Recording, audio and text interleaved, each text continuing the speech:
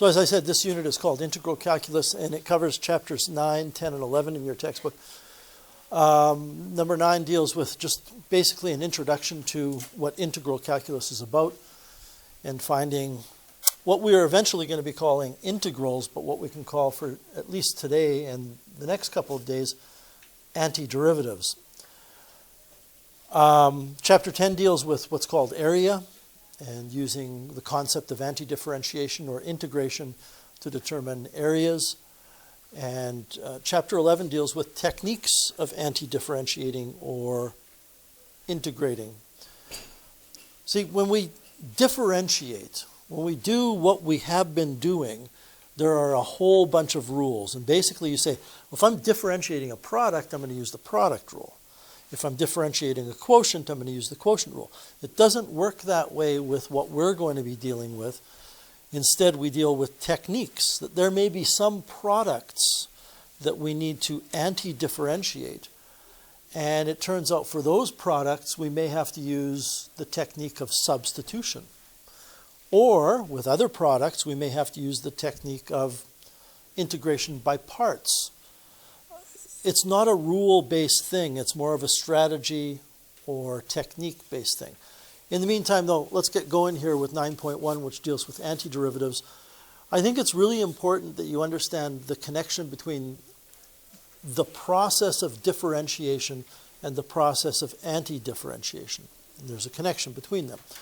And then we're going to be working on finding antiderivatives.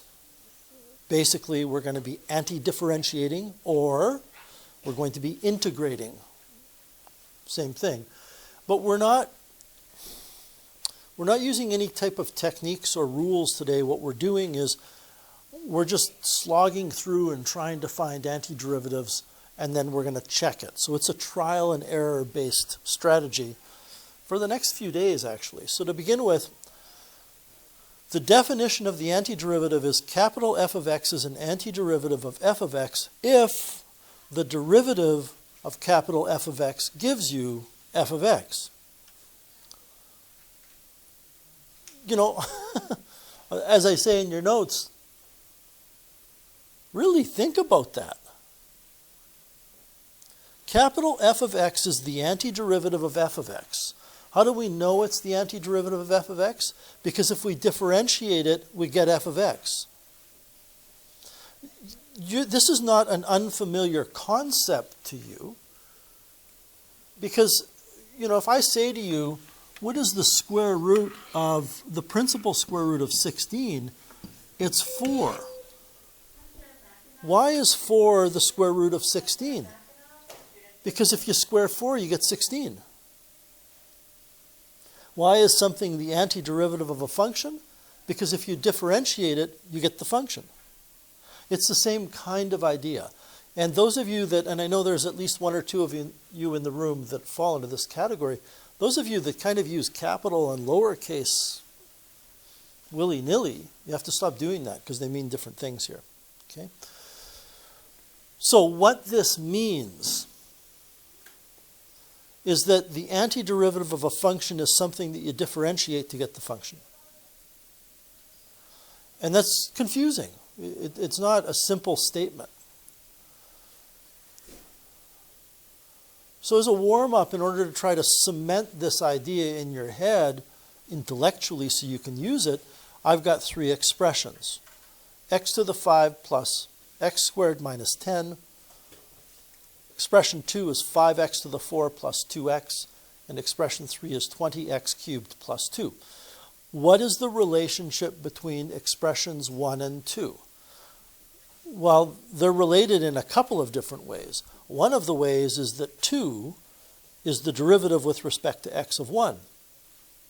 Now let's start with that. I'm going to write it a slightly different way. The derivative of 1 gives us 2. I mean, I could say 2 is the derivative of 1, but it means the same thing.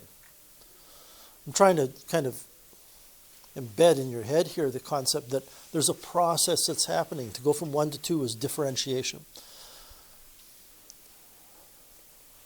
But that means the antiderivative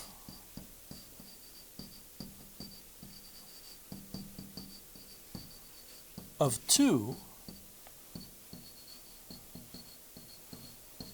gives 1. I mean, it's like saying 4 is the principal square root of 16, which means 16 is the square of 4. And I hope you're starting to understand here that differentiation and antidifferentiation are inverse operations. They are actual mathematical operations performed on things. So if I wanted to go from here to here, I differentiate. This is not the proper way to abbreviate the word differentiation.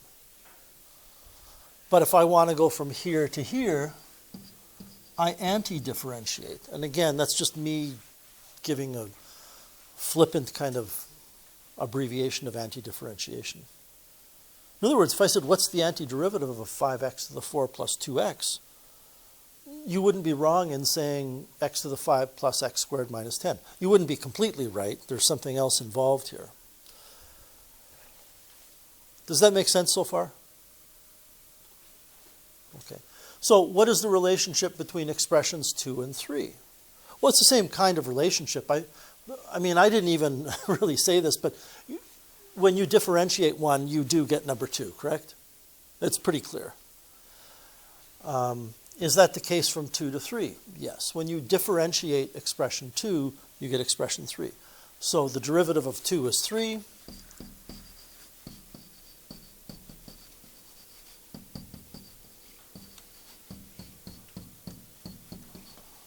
I'll just say equals 3. Right? The derivative of 2 will equal 3. The antiderivative of 3 will equal 2.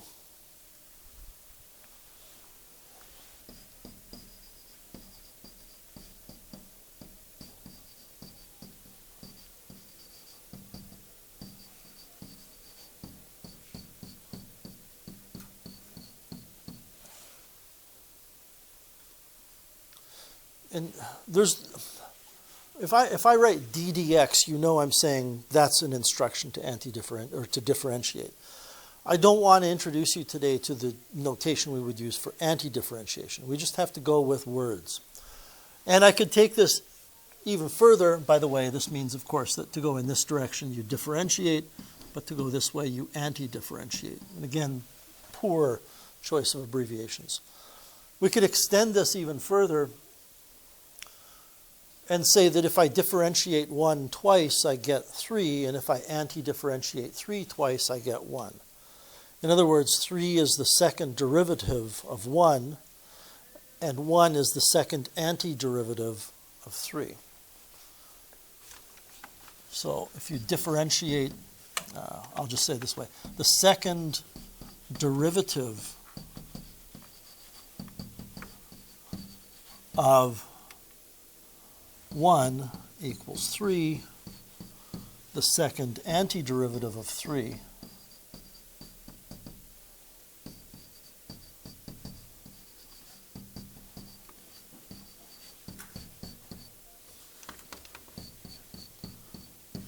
gives 1.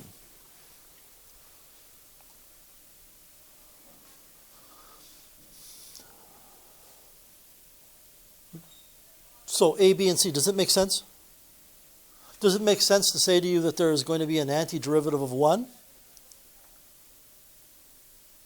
If there's an antiderivative of expression 1, then it's over here on your handout. And that would mean it's something that if you differentiate, it will give you 1.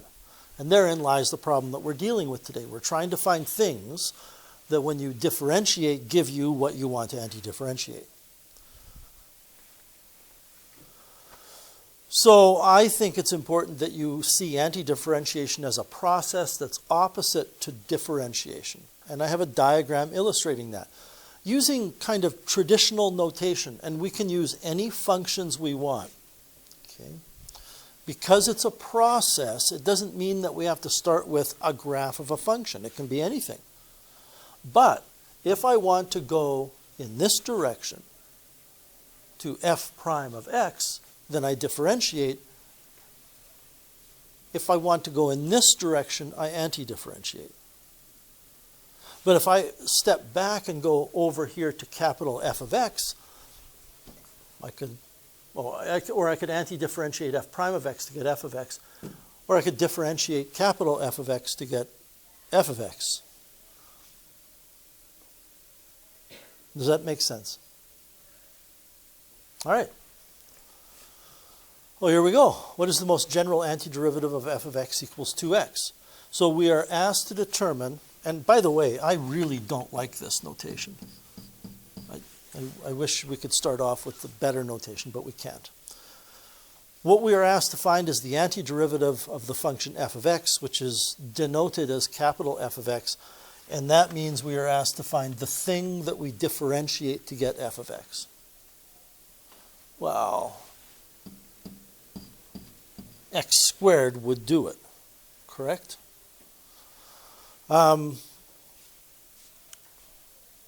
But capital F of x equals x squared is an antiderivative of f of x. It's not the only antiderivative of f of x.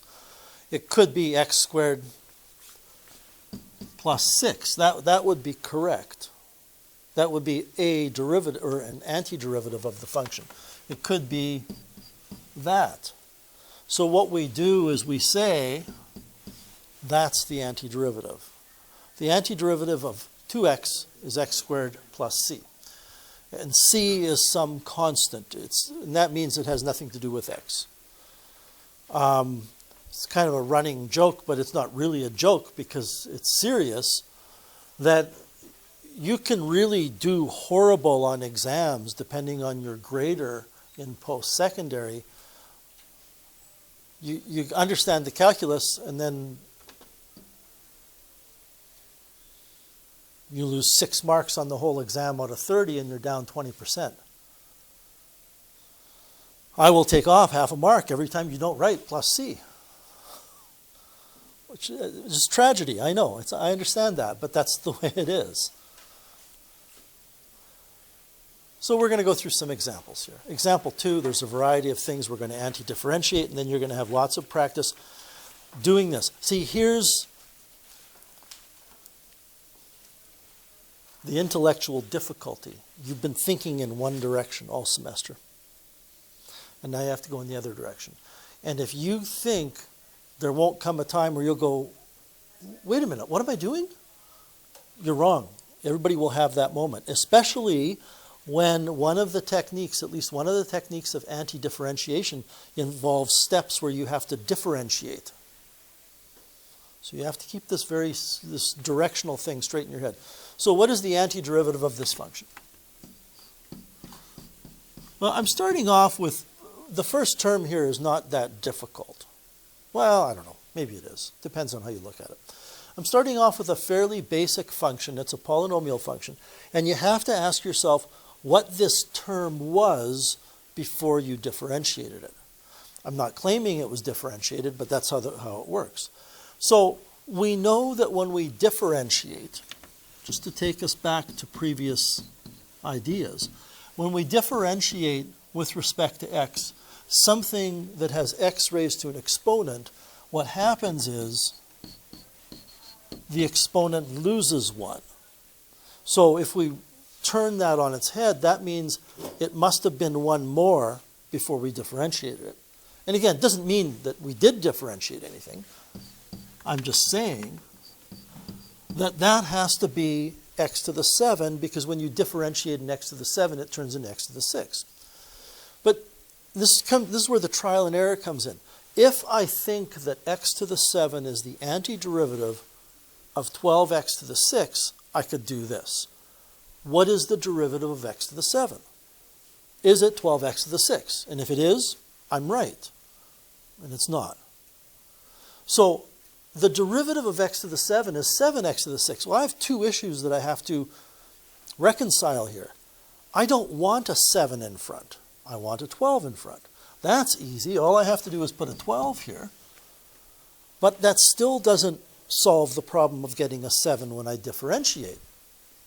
But this does. And there are some rules of antidifferentiation. I'm not going to write this down, but the antiderivative of a polynomial term raised to an exponent is found by increasing the exponent by 1 and dividing the term by that new exponent. Instead of multiplying by the old exponent and taking 1 away, you add 1 and you divide by the new exponent. Everything is backwards. So with that in mind, we can continue on. This will be minus and it will be x to the 4. Now, I don't have to say I'm going to put that 2 there and divide by the new exponent. I could just say, what coefficient would I put here so that when that 4 comes down, it becomes a 2? And the answer is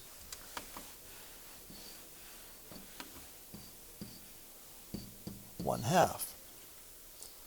I could have used the rule. I could have said, well, Mr. Way said, increase the exponent by 1 and divide by the new exponent, but that's going to give me the half. And by hook or by crook, I don't care how you get that term. There's no work to be shown here. The antiderivative of 3, of course, is 3x because the derivative of 3x gives you 3. Are we fine with that as an answer? No. Let's see. Okay. Any questions with A? In principle, this is not a difficult thing, but my experience tells me students struggle with this because you have to think backwards. So, capital F of x is the antiderivative. So this is my way of thinking. What do you differentiate to get 3e to the negative 4x? So I know in general, the derivative of a base e exponential function is the same thing. And there's a chain rule involved, but I'm not going to try to give you the opposite of the chain rule. It doesn't work that way.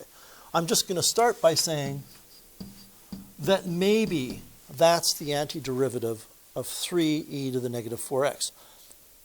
If I'm right, then when I take the derivative of what I think is the antiderivative, when I take the derivative of this, what do I get? Whoops. Well, I get 3e to the negative 4x times negative 4. But that negative 4 is not part of the thing I need to get. There is no negative 4 with that 3. And that means I do kind of a course correction there. I changed course slightly. And I say, well, I don't want a negative when I differentiate. So I'm going to put a negative there so that when I do differentiate, that negative 4, which has a negative, gets rid of that negative that I put in front to make it work. And the over 4 makes it work because that negative 4 comes down, and I don't want the 4 either. It's a hard thing to explain. What is the antiderivative? I mean, it's minus. But what is the antiderivative of 2 over x? It's 2 ln x. So there are certain things where you're going to step back and say, this has nothing to do with exponents. I know when I differentiate and I get something over x, it was a natural logarithm of x. And here is one of the trickiest things, and I have to think about it honestly. You have to handle the fact that the derivative of sine is cosine and the derivative of cos is negative sine. Now, try to think backwards. Like, what is the antiderivative of sine? It's negative cosine. If you think, oh, I'm just going to put cosine here because the derivative of cosine is sine, you go, wait a minute. No, the derivative of cosine is negative sine. I don't want negative. So I have to put a negative here.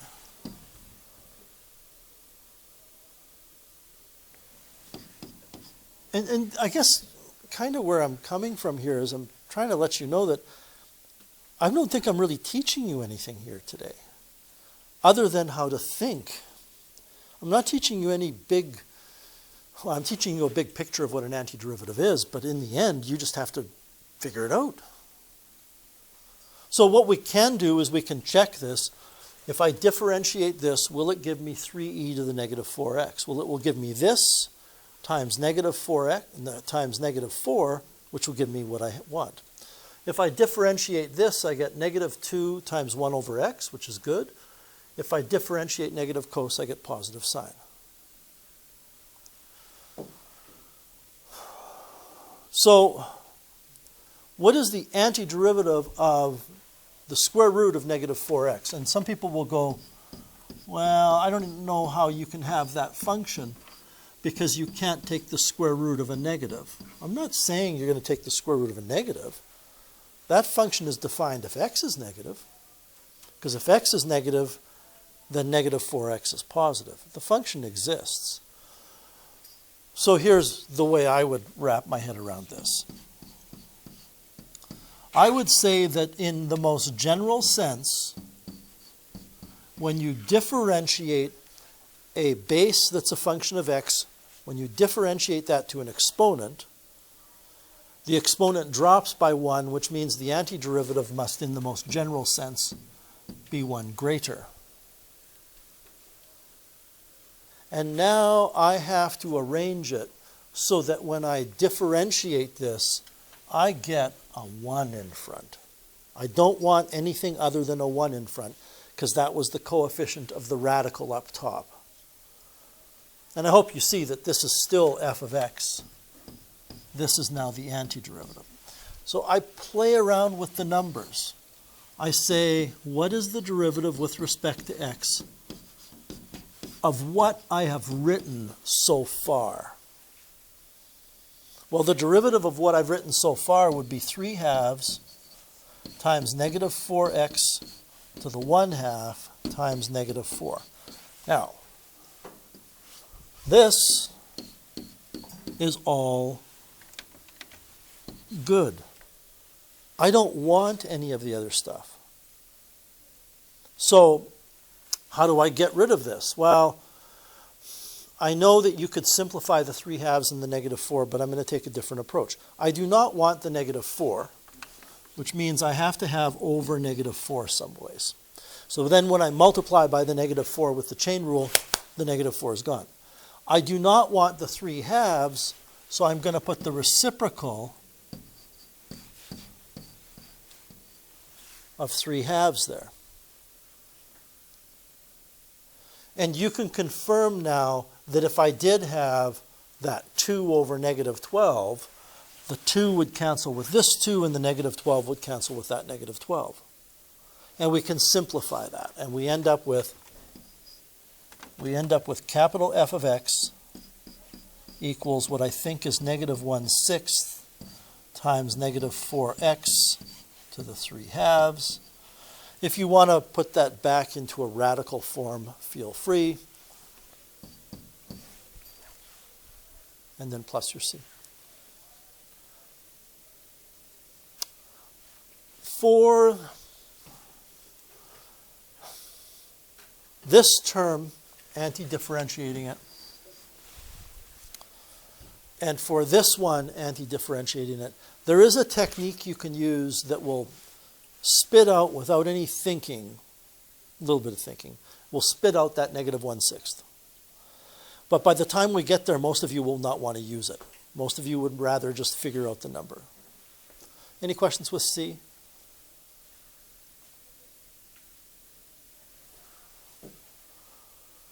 All right, well, this one, the only thing that's to be learned out of this is you want to write things as powers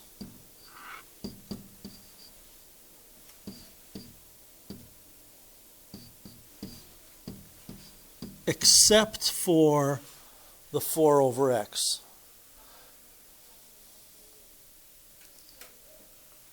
I mean, I can use the little rule here. The antiderivative of a power is found by increasing the exponent by 1. Be careful. You're increasing the exponent by 1, so it doesn't become negative 4, it becomes negative 2. And dividing by that new exponent.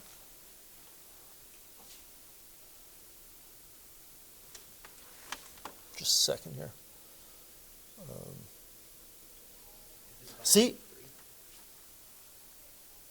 See, and even there, I wrote that and I went, wait a minute, hang on a second, that doesn't seem right.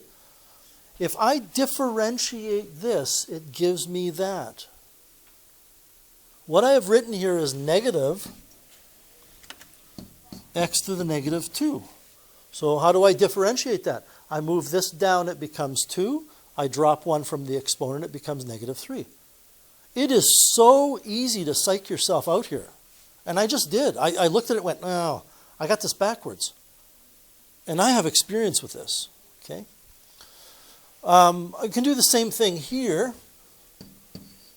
I increase the exponent by 1 and divide by the new exponent.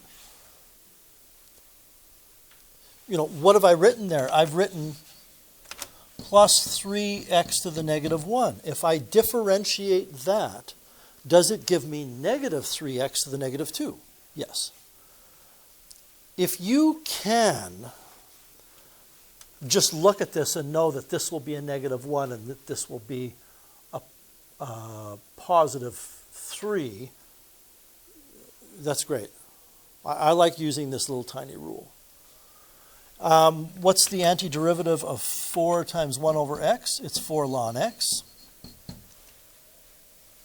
And then this will be minus 5/3 x plus a constant. I'm going to write down the final result, and then I always, unless I'm using a technique that we have yet to learn, I will always double check it. So capital F of x is negative x to the negative 2 plus 3x to the negative 1 plus 4 ln x minus 5/3 x plus c. So in order to be successful here, you're anti-differentiating and then you're differentiating to check. You have to be able to switch gears anytime you want. Is the derivative of this giving us that? Yes. Is the derivative of this giving us that?